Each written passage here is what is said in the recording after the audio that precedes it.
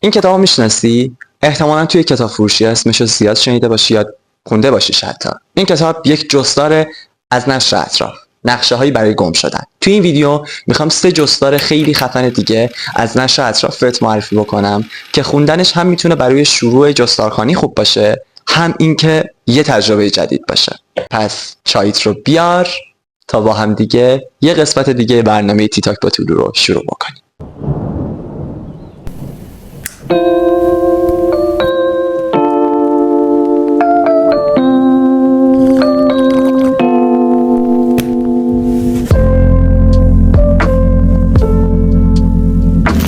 سلام، من طولوام و یه قسمت دیگه برنامه تیتاک با طولوه. علاوه بر 3 تا کتابی که بهتون معرفی میکنم، 3 تا کتاب دیگه هم بهتون معرفی میکنم از همین نشر که دوست دارم بخونم و تو باکت لیست من هستن. این قاعده همیشگیمون بوده. برای نشر اطرافی چند تا کتابم اون لالوها بهتون معرفی میکنم، چون واقعا برام 3 تا کتاب انتخاب کردن از این نشر خیلی کار سختی بود. پس وقت رو نکشیم و بریم سراغ اولین کتاب. اولین کتابی که از نشر اطراف میخوام معرفی بکنم معروفترین کتاب این لیسته و کسی نمیداند در کدام زمین میمیرد. روایتی از سفر به کاتماندو، بامیان، تفلیس، آتن، هرات، کابل، جنوا، قونیه، مونپلیه از مهسا الیاسی بختیاری. نشر اطراف. قبلش بیام بهتون توضیح بدم جستار چیه. خیلی خلاصه بخوام بگم، جستار بر تجربه گرایی نویسنده تکیه میکنه. اتفاقا نشر اطراف یک کتاب داره، بزن کتابشو بیارم.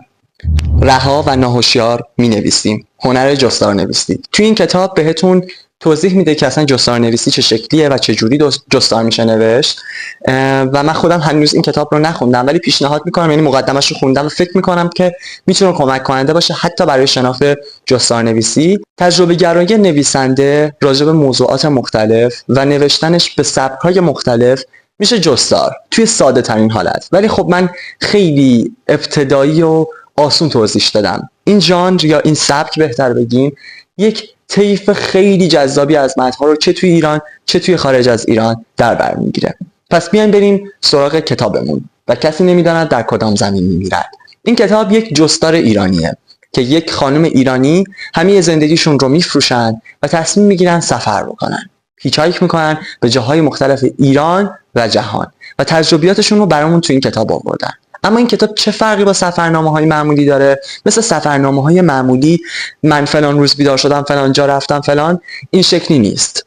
کتاب از یک موقعیت خیلی جالب شروع میشه که تو صفحات اولش رو که میخونی این شکلی که به دنبال کشف میگردی. فکر میکنم این درجه یک ترین اتفاقیه که یک نویسنده میتونه رقم بزنه. خودش داره توی کتاب کشف میکنه و این کتاب رو جوری به نگارش در میاره که شما هم باهاش کشف بکنید. بارها و بارها کتاب رو بستم و با خودم فکر کردم به حرفایی که توی این کتاب زده شده و اتفاقاتی که خوندم. این کتاب شیرینه، تلخه، تجربیاتیه که نزدیکه و من واقعا لذت بردم از خوندن کتاب کسی نمیداند در کدام زمین میمیرد. یه تیکه از این کتاب رو میخوام براتون بخونم. در دوردست‌ترین جای خود تنها نشسته بودم و از رنج بودن گریه میکردم. آخرین تراش‌هایم برای نپذیرفتن بار تحمل ناپذیر هستی. واقعا بچه الان نوبت کتاب دومه، ولی هنوز دلم میخواد راجع به این کتاب صحبت کنم. فقط بهتون پیشنهاد میکنم که بخونیدش، چون نمیشه بیشتر از یه حد اینجا توضیح داد، ولی امیدوارم بتونم یه ویدیوی مجزا برای این کتاب بگیرم و بیشتر راجعش حرف بزنیم. کتاب دوم، خانه‌خوانی، تجربه زندگی در خانه‌های دوره گذار معماری تهران، علی طباطبایی. این کتاب فکر میکنم پایان نامه آقای طباطبایی باشه و بعد حالا یه سری تصحیحات روش انجام شده و تبدیل شده به این کتابی که الان مقابل ماست و فکر میکنم یکی از کم فروشترین کتاب‌های نشر اطرافم باشه، چون من خیلی ندیدم کسی راجعش صحبت بکنه. حالا بچه‌های نشر اطراف احتمالاً بتونن آمار دقیق‌تری ارائه بدن. اما چیزی که این کتاب رو برای من جذاب میکنه، قبل از این کتاب برای من شروع میشه. من کلاً خانه برای من تعریفی خارج از اون معماری داره. یعنی میدونید مکانی که فقط توش زندگی کرد. خانه برای من ممکنه آدم ها باشن، ممکنه شهری باشه که توش زندگی میکنم و ممکنه اون اتفاقی باشه که دارم زیست میکنم. خیلی توضیحش سخته، ولی با این تصور رفتم سراغ این کتاب.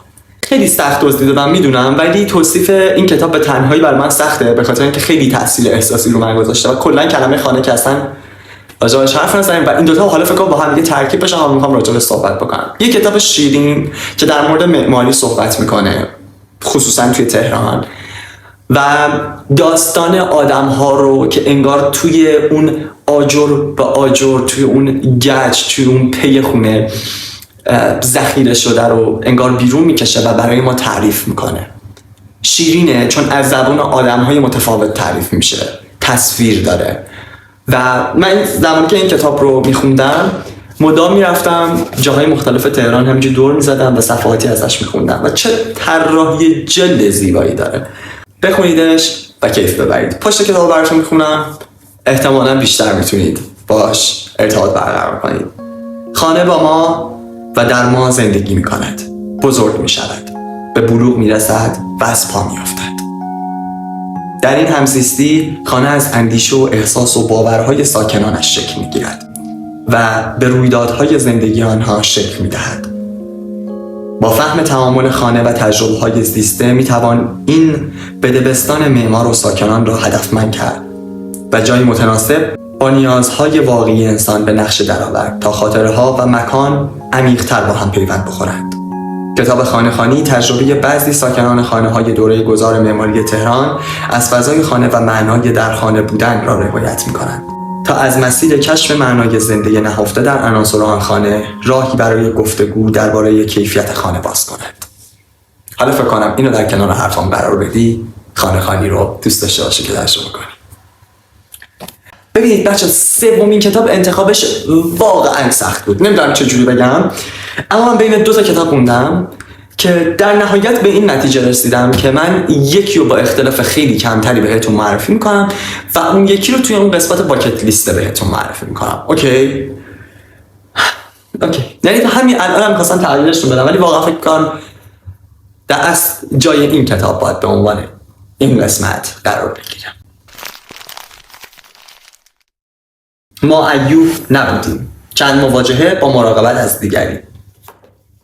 کتاب ما ایوب نبودیم جستاری از آدم‌هایی که از چیزی یا کسی نگهداری کردن و خودشون رو در راه نگهداری کسی یا فدا کردن یا خسته کردن یا از چیزی گذر کردن. این کتاب در ستایش مراقبت از دیگری نیست یا در نکوهشش هم نیست. این کتاب یک تجربه است از مراقبت از دیگری، یک تجربه بسیار بسیار غم انگیز، گاهی امیدوار کننده، گاهی لذت بخش و گاهی ناامید کننده. این کتاب احساسات مختلف شما رو با هم ادغام میکنه و وقتی که کتاب رو تموم میکنید یک بار سنگین روی سینه هاتون حس میکنید. انقدر این کتاب میتونه برای شما عمیق باشه، احساسی باشه و آشنا باشه. اگر خودتون با هیچ کدوم از کاراکترهای این کتاب ارتباط نگیرید، کسی رو میشناسین که شبیهش باشه. بذارین توی فهرستش بهتون بگم، این کتاب یک فصل جالب داره که اسمش هست یوسف انگاری که با من دویدند، که همون کتاب آقای بیژن نجدیه که خیلی هم معروفه، جزء معروف ترین داستان‌های پست مدرن، داستان کوتاهای پست مدرن ایرانه. و تو اینجا داستان تجربه کسیه که از پیروز مراقبت کرده. پیروزو که احتمالاً میشناسین همتون. و این داستان رو بابای پیروز نوشته. یک داستان، یک متن غم انگیز کننده، یک تجربه عجیب.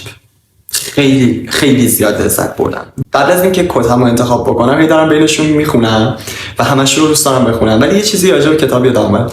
این کتاب وقتی میخونی هی میگی خب عجیب تر از این نمیشه و بعد عجیب تر از اون هم میشه. یعنی داستان‌ها پر از موقعیت جغرافی مختلف، پر از خانواده های مختلف، پر از لحنای مختلف برای بیان شدن خیلی تجربه زیبایی خوندن معیوب نبودیم.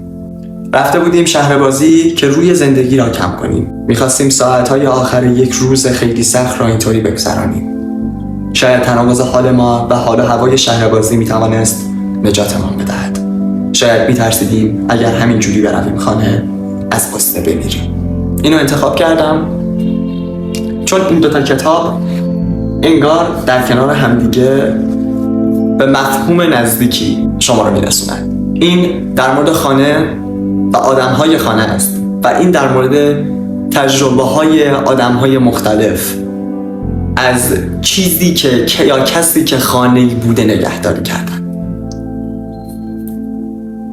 امیدوارم از این سه کتاب خیلی لذت ببرین. این سه کتاب واقعا توی قلب من پیوند خوردن و حالا میخوام سه کتاب بهتون معرفی بکنم که دوست دارم از نشر اطراف بخونم. بچه این کتابا انقدر به من وصلن داره زمان ویدیو رو طولانی میکنه، به خاطر همین سریع بیان کتاب بعدی بهتون معرفی کنم. این همون کتابیه که بین این و معیوب نبودیم مونده بودم، کتاب پروژه پدریه.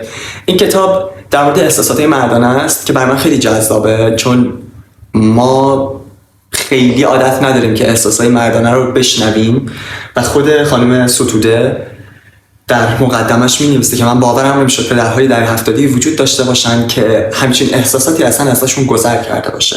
خوندن این کتاب خیلی میتونه تجربه جالبی باشه. در کنار کتاب اگر اسمش رو اشتباه نگم 40 و چند هفته که اسم درستش اینجا میاد، که این کتاب دقیقاً این همین کتابه و تجربه مادریه که من اون کتاب رو ندارم و خیلی دوست دارم بخرمش. بعد از خوندن این کتاب اینجوری بودم که اصلا واقعا احساساتم من این کتاب قابل توصیف نیست، ولی دوست دارم که اون کتاب هم حتما تجربه بکنم. و چون که این دوتا کتاب رو در کنار هم دیگه گذاشتم، به عنوان کتاب سوم و چهارم دوتا کتاب دیگه هم بهتون معرفی میکنم، چون این کتاب رو بیاین با هم حساب بکنیم. خب برای کتاب سوم که خیلی دوست دارم بخونم خاک کارخانه است که در مورد کارخانه نساجیه و تجربیات آدم‌هایی که در کارخانه نساجی کار کردن. یک کتاب مستند جستاره که خیلی دوست دارم بخرمش و بخونمش. یعنی ای وای، اصلا تصاویر این کتاب رو تو نمایشگاه که دیده بودم اینجوری بودم که بخرش و اون زمان نمیتونستم، ولی حتما یک روز این کتاب رو خواهم خرید و خواهم خوند و نظرم حتما بهتون میگم.